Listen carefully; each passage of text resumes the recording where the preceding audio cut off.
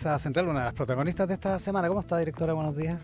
Buenos Se días, ríe. muy bien. Sí, es verdad que fue una de las protagonistas de la semana, ¿no? Hubo informe de finanzas públicas. Hubo un informe de finanzas públicas. Muchas gracias por la invitación. Muy contenta también de estar en esta semana que entiendo que cumplen 10 años de... Efectivamente, mire que está enterada. Sí, sí, yo... Se lo agradezco mucho. Oiga, partamos por no sé si es anecdótico o no. ¿Usted encuentra que es anecdótico había dos versiones del documento, entonces se enojaron algunos senadores, algunos parlamentarios en la presentación del informe que se hace ante las Comisiones Unidas de Hacienda? Sí, yo me imaginaba que íbamos a empezar por esta pregunta. La verdad, yo lamento la situación. En el sentido de que efectivamente nosotros presentamos un informe de finanzas públicas, que es el resumen de un trabajo de varios meses, un informe de finanzas públicas bien particular, porque también se gatillaba toda una nueva institucionalidad aprobada en agosto del año pasado. Y obviamente estos son los tipos de cosas que no pueden ocurrir. Y en el sentido de que efectivamente todos los datos que se presentaron son los datos correctos, son los mismos que se habían presentado al Consejo Fiscal Autónomo el día anterior, porque nosotros tenemos que presentar ante el Consejo Fiscal Autónomo, y en eso hubo una edición anterior que fue la que le llegó a los diputados y senadores presentes. Pero la definitiva, la que usted presentó ante la el que Consejo yo Fiscal Autónomo, presenté- es la que estaba presentando. Es la digamos, que yo estaba presentando y al Consejo Fiscal Autónomo el mismo día miércoles en la página web de la Dirección de Presupuestos están todos los informes que acompañan esa presentación. Entonces son cosas que no pueden ocurrir, pero la información que se presentó fue la información correcta. La información es correcta. Ya, es un problema de falta de prolijidad que es bien lamentable. ¿Mancha de alguna manera el prestigio de la Dirección de Presupuestos? Creo que es una falta de coordinación, pero en ningún caso debiese opacar todo el trabajo que existe en el informe de finanzas públicas, que era un informe de finanzas públicas con un montón de titulares bien importantes. Sí, que quiero que los abordemos al tiro. Hay una cosa que dudo, es que vi una nota en Exante, no sé si usted la alcanzó a ver, de Jaime Troncoso, el periodista Jaime Troncoso, que exhibe las dos versiones y diferencia las dos versiones, que la misma cuenta tiene diferencias de varios cientos de miles de millones, no, cientos de millones, digamos, es mucha plata, digamos. Y sin embargo, la proporción del PIB sigue siendo la misma en las dos versiones. No entiendo por qué. Es que yo no he revisado la nota en particular, ¿Ya? y como dije, es una versión que anterior que no tiene ninguna validez, no hay que mirar los números en ese sentido de esa O presentación. sea, es una versión errónea, hay que desecharla, digamos. Hay una versión anterior y hay que desecharla, y de nuevo, todo lo que uno presentó en la comisión, que es lo que uno proyecta, es los datos correctos, que son los mismos datos que se presentaron en el Consejo Fiscal Autónomo. El Consejo Fiscal Autónomo, de hecho, tiene que validar la aplicación correcta de la metodología de balance cíclicamente ajustado. Eso ya lo hizo. Son los mismos datos también que están en el informe de finanzas públicas. Ahora, lo de fondo en este asunto, porque lo otro podría ser más bien anecdótico, digamos, es que se corre la meta para el próximo año, para el próximo ejercicio, la meta de ajuste fiscal. ¿Qué significa eso en términos prácticos? Significa que vamos a terminar gastando este año más de lo que tenemos nuevamente y no cumplir un compromiso que había tomado el Ejecutivo. Sí, la razón de la postergación de la meta del menos 1,1% del PIB a menos 1,6% del PIB, primero decir que estamos hablando de metas bastante exigentes, o sea, son metas que son volver al estado previo de la pandemia, el menos 1,1, incluso es mucho más exigente que aquello. Y lo que estamos haciendo es un acto, y el ministro también así lo definió, de prudencia macroeconómica. ¿Por qué?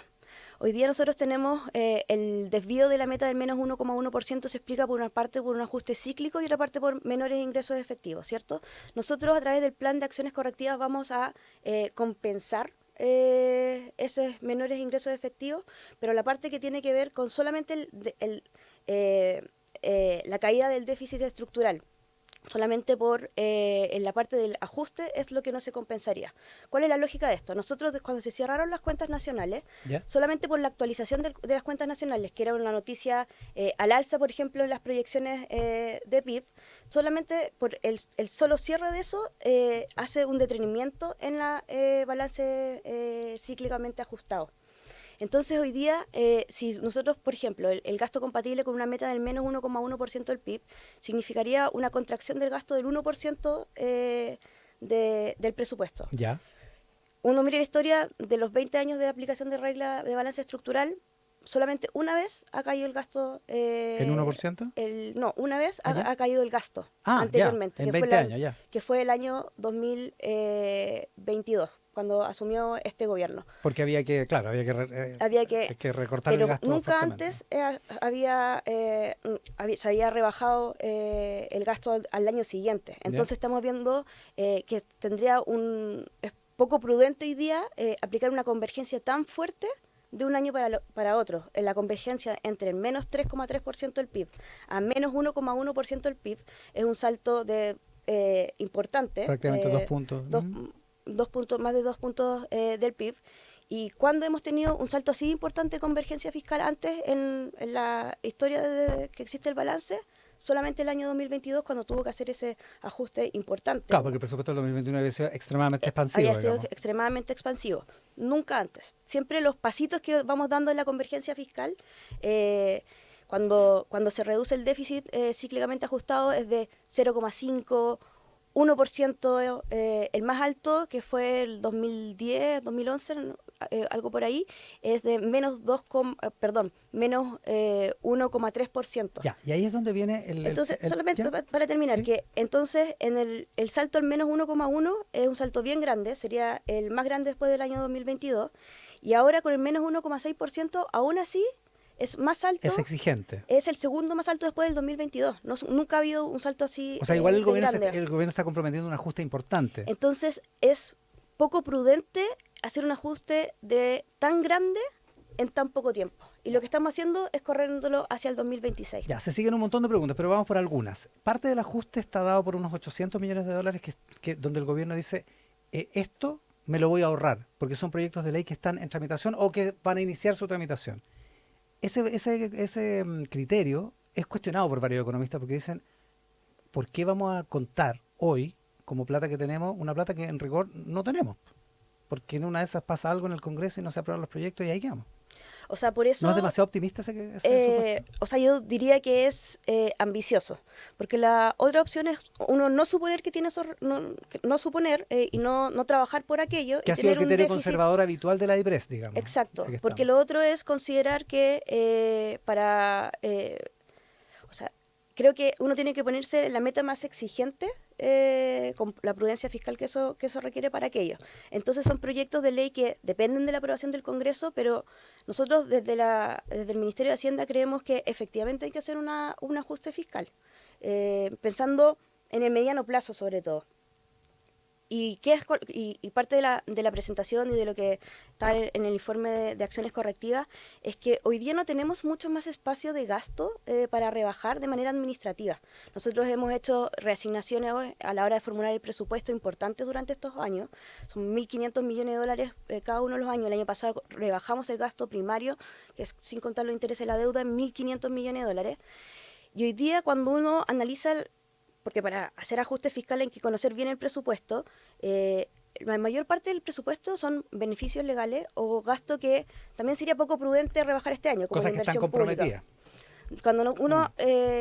Cuando uno cuenta cuántos son los beneficios legales, más la inversión pública, más los intereses de la deuda, más la administración de la justicia, la seguridad y el orden público. Cosas en las que no hay cómo operar, digamos, no hay cómo recortar ahí. Claro.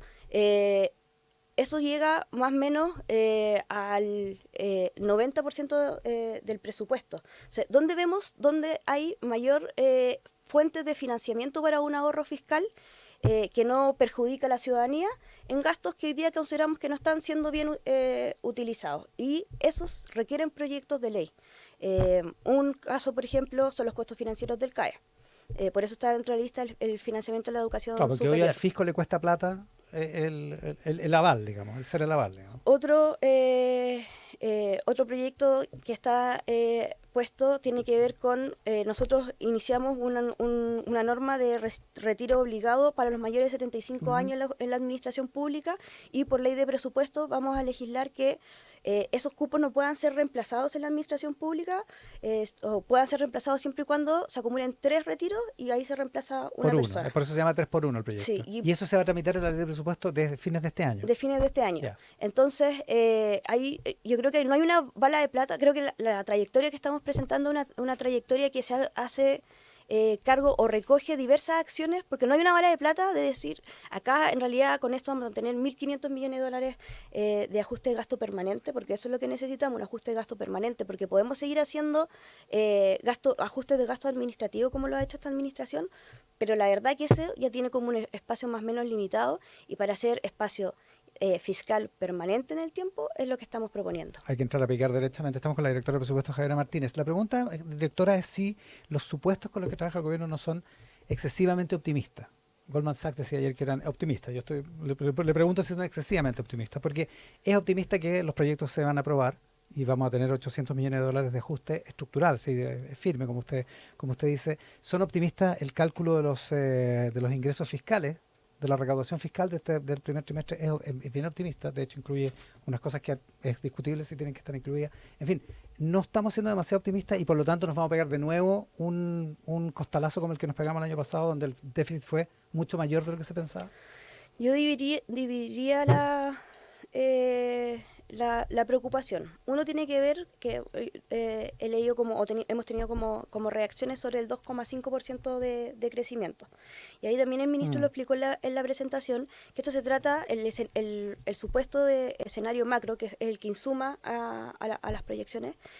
Se trata de un escenario macro que no incluye los efectos hoy día de la guerra comercial. ¿Por qué no lo incluye? Porque todavía es un escenario demasiado líquido.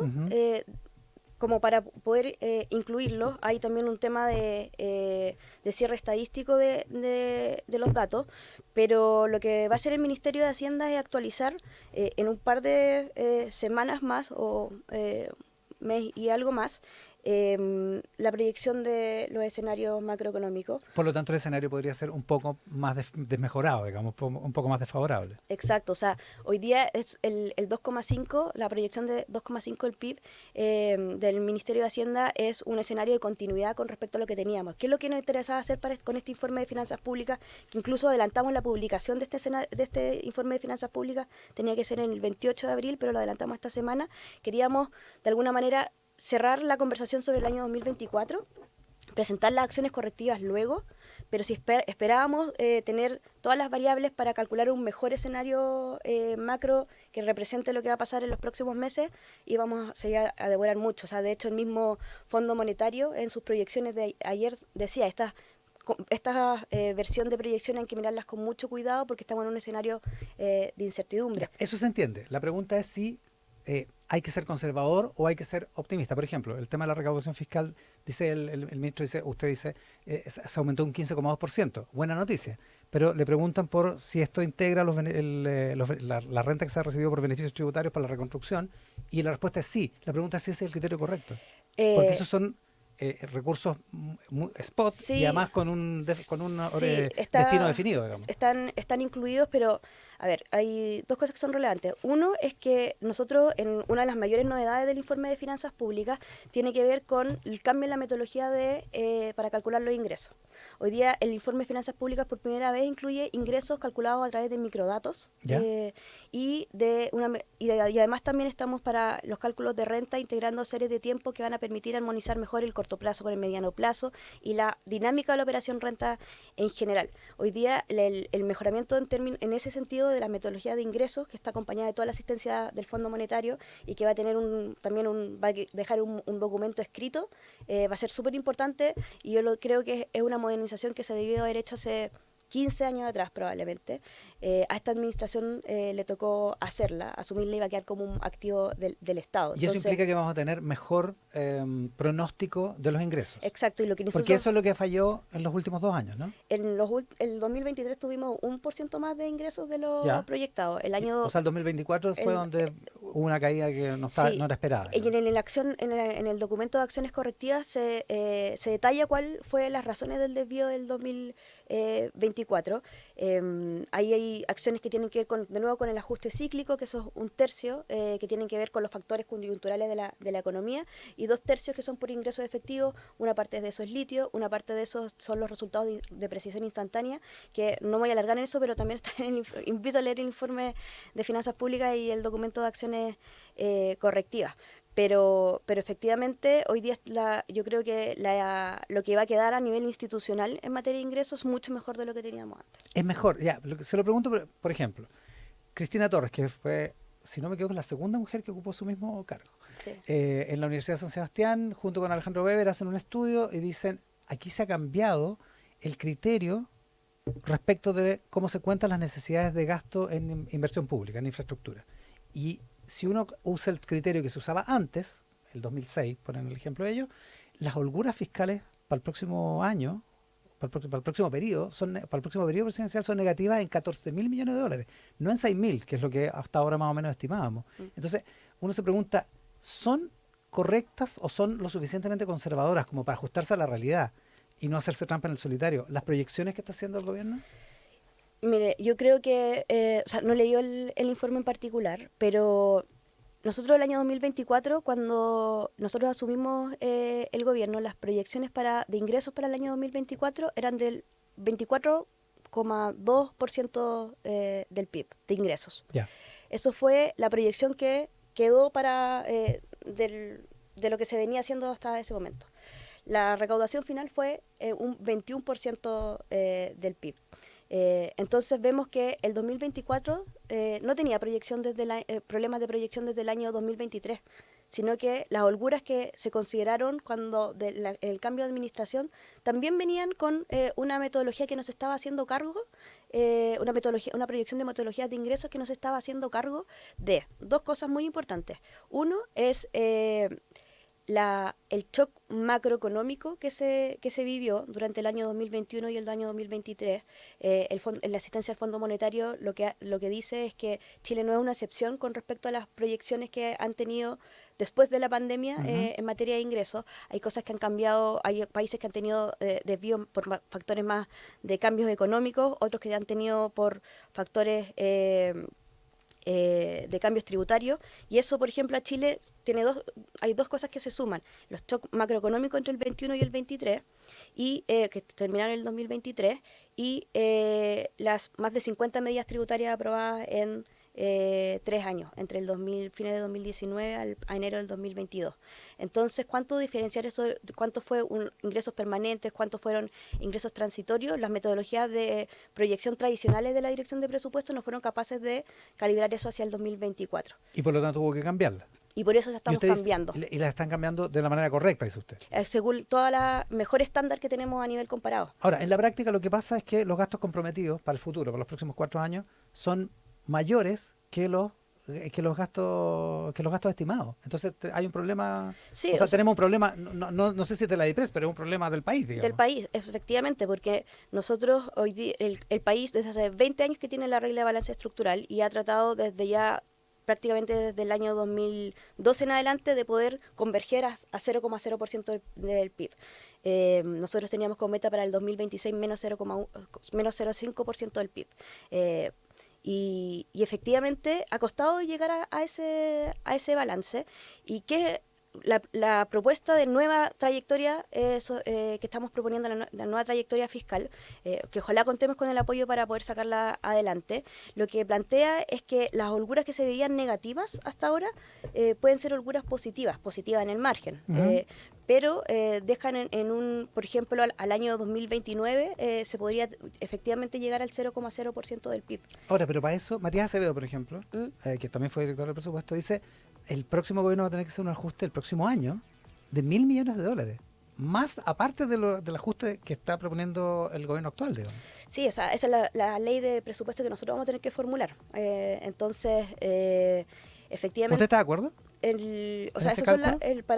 Con una meta compatible del PIB de menos 1,1% que la del 2026, sí, porque el espacio fiscal depende de ajustes de gastos, mejoras de ingresos o ajustes en los parámetros estructurales. De esas 3 cosas dependen, pero efectivamente hay que seguir buscando espacio fiscal, más allá de las acciones correctivas, por eso también en el informe de finanzas públicas, además de lo que estamos hoy día proponiendo como acciones correctivas, también anunciamos la creación de una comisión de 2 meses de personas que saben de programas públicos, de presupuesto, y que además puedan señalar otras medidas que quizás no están contenidas en este primer informe. En este primer informe están las medidas de gasto administrativas, que también son importantes, y estas legislativas. No es que dejamos todo a lo legislativo. Estamos terminando, pero para salir un poco de lo propiamente técnico, digamos, desde el punto de vista como del balance estructural, digamos, no en el sentido técnico, sino el balance completo. Tenemos unos gastos comprometidos, como usted los describía, que son como más o menos el 90% del presupuesto, usted decía. Tenemos unos ciertos ingresos que a lo mejor van a ser un poquito menos porque no sabemos qué va a pasar con la guerra comercial, que todavía está en una situación muy líquida, dice usted. Y vamos a tener que seguir apretando el cinturón. Ese es el resumen y no hay otra vuelta. Porque la otra posibilidad es seguir aumentando el déficit, ¿no? O sea, efectivamente, hoy día tenemos un escenario fiscal desafiante. Aún así, cuando uno mira a nivel comparado internacional, la posición de Chile sigue siendo una posición súper robusta fiscalmente. Uno lo ve principalmente en los índices de riesgo soberano, etcétera. Entonces, nosotros hoy día estamos discutiendo si es menos 1,1% del PIB, menos 1,6% del PIB, El déficit, pero dentro de una situación sana. Lo que yo creo que tenemos que estar mirando hacia adelante es que las presiones de gasto van a seguir existiendo. Hay envejecimiento de la población que afecta el gasto en salud, que afecta el gasto en pensiones. Por eso es tan buena la noticia de la aprobación de la reforma de pensiones, la emergencia, los gastos asociados a la adaptación y a la mitigación del cambio climático, que es lo que preguntan todos los organismos multilaterales, cómo nos estamos preparando en eso. Son presiones de gasto. Entonces, por eso nosotros creo que es insalvable el hecho que vamos a tener que legislar para algunas medidas para rebajar gastos de manera permanente. Y una última cosa, en todo este tiempo, 3 años y algo, que ya lleva como directora de presupuesto, la DIPRES ha sido objeto de harta crítica, en particular por el desvío en las proyecciones, porque por alguna cosa.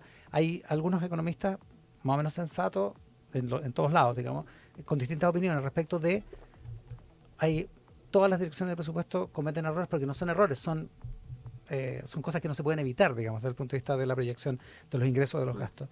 Y hay otros que dicen, no, aquí ha habido una equivocación sistemática en los errores.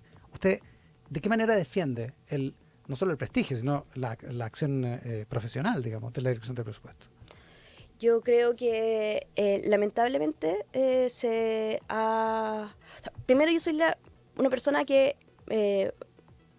creo mucho en la rendición de cuentas hacia la ciudadanía, creo mucho en el trabajo de ir a rendirle cuentas al Congreso, creo mucho en que las autoridades son autoridades 24/7 y siempre tienen que estar disponibles a dar explicaciones por sus actos. Pero creo que ha habido efectivamente un uso político de algunas situaciones sin querer entrar como a entender las razones y cómo podemos mejorar a partir de eso. El mejor retrato de eso creo que fueron los traspasos de Corfo hacia el Tesoro Público, donde no solamente era legal, sino que era absolutamente conveniente para el fisco financieramente, era alineado con la regla de balance estructural, etcétera. Entonces, creo que ahí ha habido como bienvenida siempre todas las críticas como para poder mejorar. Yo me considero una persona que le gusta trabajar en colaboración, que ve en el Congreso un colegislador para sacar cosas adelante. Entonces creo que muchas veces caemos en discusiones que no sé cuánto aportan a los verdaderos desafíos que tenemos de política fiscal. Con la directora de presupuesto, Javiera Martínez, esta mañana aquí en Mesa Central. Directora, muchísimas gracias por la gentileza. Gracias a ustedes. La pausa, estamos de vuelta, volvemos con el Rat Pack.